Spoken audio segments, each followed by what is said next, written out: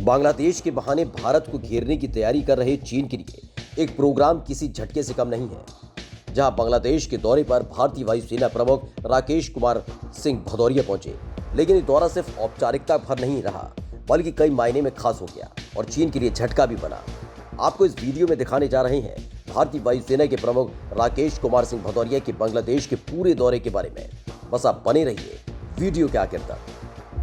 बांग्लादेश के दौरे पर वायुसेना प्रमुख RKS भदौरिया। भारतीय वायुसेना प्रमुख राकेश कुमार सिंह भदौरिया 4 दिवसीय यात्रा पर बांग्लादेश पहुंचे। इस दौरान बांग्लादेश एयरफोर्स ने RKS भदौरिया को विशेष सम्मान से सम्मानित किया।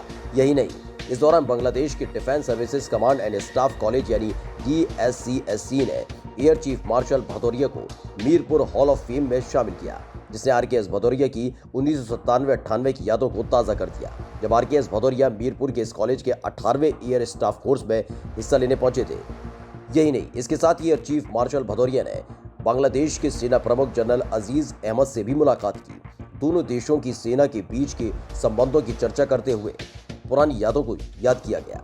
इस दौरान दोनों देशों के बीच लगातार 1971 के युद्ध के दौरान और उसके बाद दोनों देशों के सशस्त्र बलों के बीच की मित्रता को लेकर बात हुई।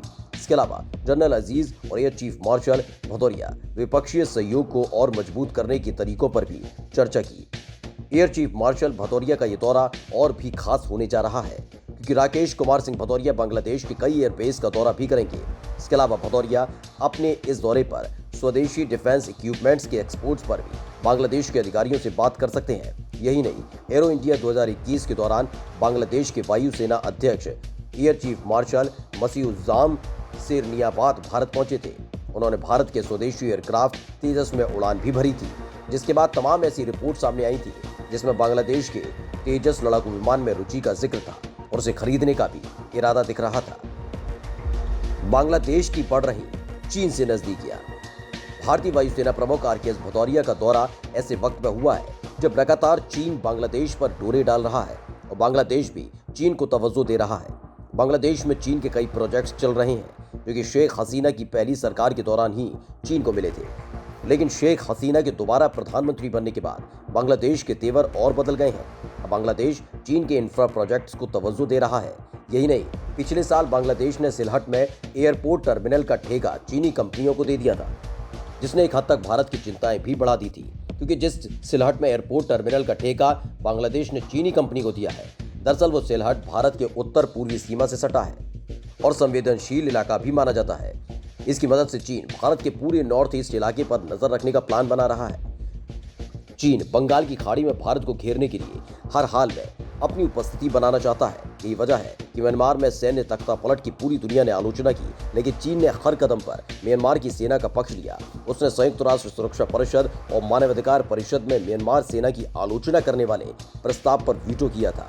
आंग सान सू की सरकार चीन के प्रोजेक्ट्स को मंजूरी नहीं दे रही थी, जिससे बांग्लादेश तक चीन के पहुंचने का सपना प्रभावित हो रहा था। भारत के साथ अमेरिका भी चीन को घेरने की कर रहा तैयारी।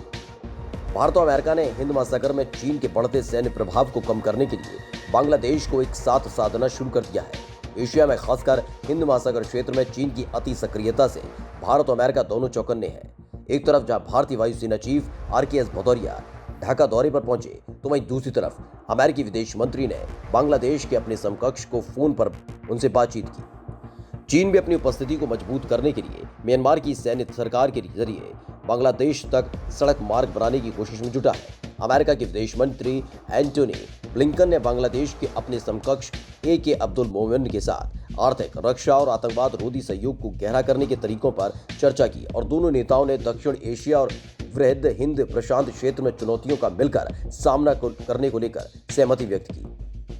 ब्लिंकन ने मंगलवार को मोमन के साथ फोन पर बात की। इस दौरान दोनों ने म्यांमार में जारी गतिरोध, रोहिंग्या शरणार्थी संकट के स्थायी समाधान और श्रमिक एवं मानवाधिकारों का सम्मान किए जाने की आवश्यकता पर चर्चा की। विदेश मंत्रालय के प्रवक्ता नेड प्राइस ने एक बयान में बताया कि ब्लिंकन और मोमन ने आर्थिक, आतंकवाद रोधी कदमों और रक्षा सहयोग को गहरा करने और जलवायु परिवर्तन जैसे साझा चुनौतियों से निपटने के लिए मिलकर काम करने के तरीकों पर चर्चा की।